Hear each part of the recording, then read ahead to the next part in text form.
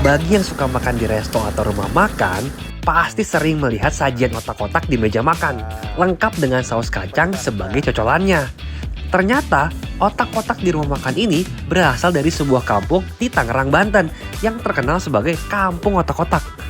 Kira-kira gimana awalnya kampung ini bisa jadi kampung otak-otak ya? Ternyata bungkus otak-otak aja nggak segampang itu. Butuh tekniknya, harus lurus, harus presisi supaya pas dibakar ngembang, Bu ya? Iya.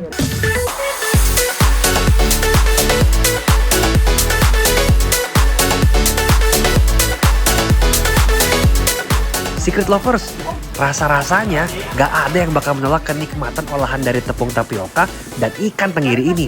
Apalagi karena dibungkus dengan daun pisang dan dipanggang di atas arang. Otak-otak mengeluarkan aroma yang sangat menggugah selera. Sedap! Penasaran? Saya mendatangi sebuah kampung di Desa Sarakan, Kecamatan Sepatan, Kabupaten Tangerang. Rupanya, kampung ini kerap disebut Kampung Otak-Otak, lantaran ratusan warganya adalah produsen otak-otak yang juga menjual otak-otak keluar kampung. Jadi kalau pagi tuh benar-benar terkesan iring-iringan para pedagang yang mau berangkat ke Jakarta. Dulu kan banyak mobil angkutan ya. Itu dari rumah dia pada manggul karung yang udah muat sama otak-otak sama bawa tampah. Awalnya hanya satu orang yang bisa membuat otak-otak setelah bekerja di restoran ibu kota. Namun akhirnya banyak warga yang belajar cara membuat otak-otak kemudian menjualnya beramai-ramai ke kota. Lokasi kampung otak-otak yang dekat dengan pesisir pantai memang memudahkan warga desa Sarakan untuk mendapatkan bahan baku ikan tenggiri. Tercatat lebih dari 100 kepala keluarga menjadi produsen otak-otak di desa Sarakan. Salah satunya Rosid, yang saat saya datangi tengah memisahkan daging ikan tenggiri untuk diolah menjadi otak-otak bersama istri dan kerabatnya. Memang, proses pembuatan otak-otak dimulai dari memisahkan daging ikan tenggiri terlebih dahulu. Tak lupa, sisik dan kepala ikan tenggiri dibuang. Daging ikan harus dicuci hingga bersih sampai tak tersisa kotoran maupun darahnya.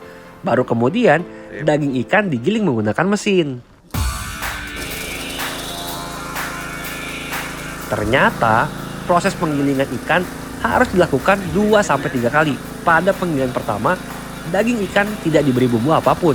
Tujuannya agar tekstur daging ikan tenggiri menyatu dan menjadi padat. Setelahnya barulah daging digiling dicampur dengan daun bawang dan bumbu penyedap. Lalu digiling untuk kedua kalinya. Jika tekstur daging masih belum terlalu halus dan lembut, daging tenggiri akan digiling untuk ketiga kalinya. Daging yang sudah lembut dicampur bawang merah dan bawang putih halus, telur, dan tepung sagu. Wah, cukup rumit juga prosesnya ya.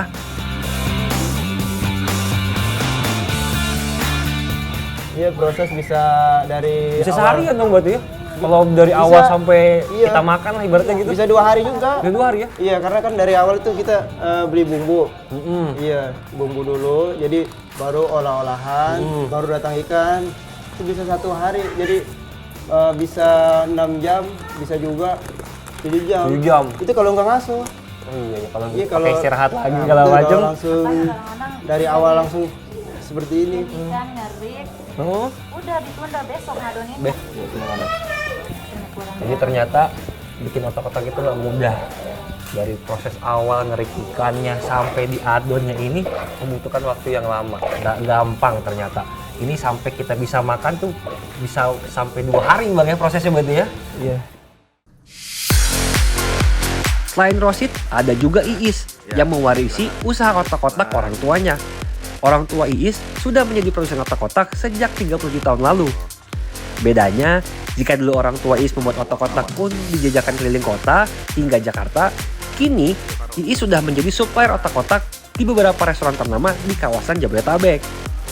Dalam sehari, rumah produksi otak-otak Iis menghasilkan sekitar 8.000 otak-otak untuk memenuhi kebutuhan di 8 restoran langganan. Ini apa sesuai panggangannya.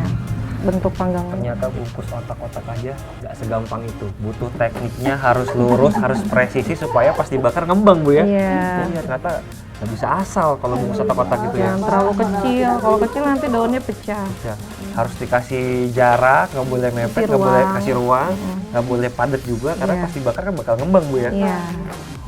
Ternyata susah. Mau coba lagi? Saya coba lagi deh, Bu, biar sampai berhasil lah.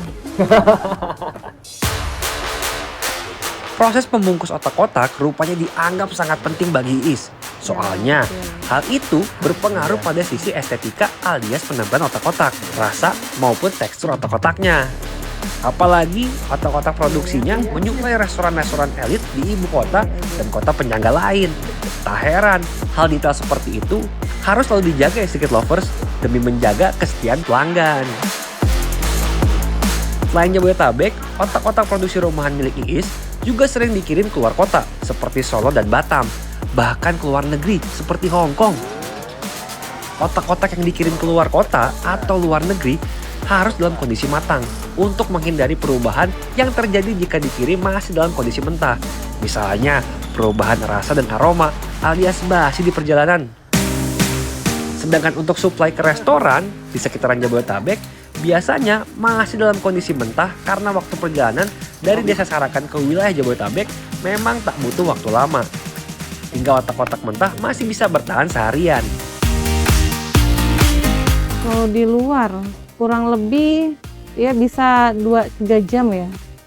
Seharian lah, seharian. Tapi kalau untuk di kulkas dia kan lebih lama gitu. Kalau di luar gini, kalau di kulkas ya jangan lama-lama sih, seharian aja.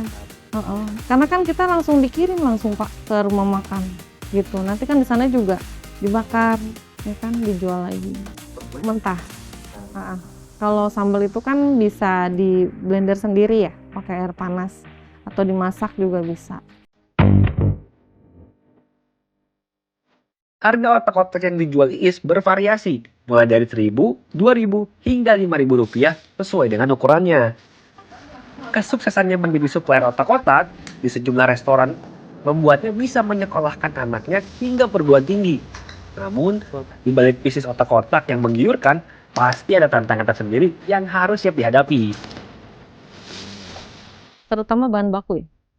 Kalau harganya naik, kita juga harus putar otak tuh. Karena kan harga nggak akan kita naikin, tetap di situ.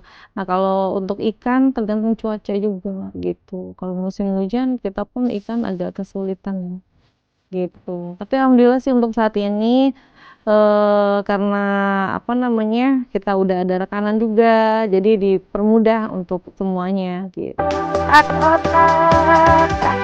Di sisi lain, kisah sukses Iis yang otak-otaknya sudah tersohor dan memiliki nama di restoran kawasan Jabodetabek menjadi mimpi untuk sebagian besar penjual otak-otak lain di kampung ini. Masih ada yang harus berjualan keliling agar dapat menghidupi keluarganya. Dialah Bu Sami, janda 5 anak yang usianya mendekati 60 tahun.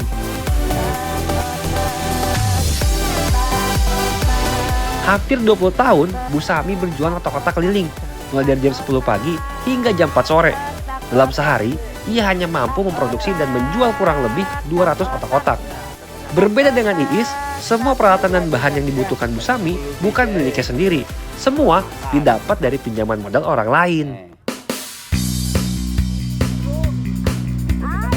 Satu otak-otak yang dijual Bu Sami harganya Rp1.000. Jika tak laku, Bu Sami akan memakan otak-otak dagangannya sendiri. Cuaca yang tak bersahabat dan musibah lain sering dialaminya saat berjualan. Maklum saja, tubuhnya yang kini mulai rentak sudah tak sekuat dulu. Biasanya, ia berjualan mengitari desa Sarakan, mendatangi tempat-tempat ramai, bahkan hingga pasar terdekat di kampungnya.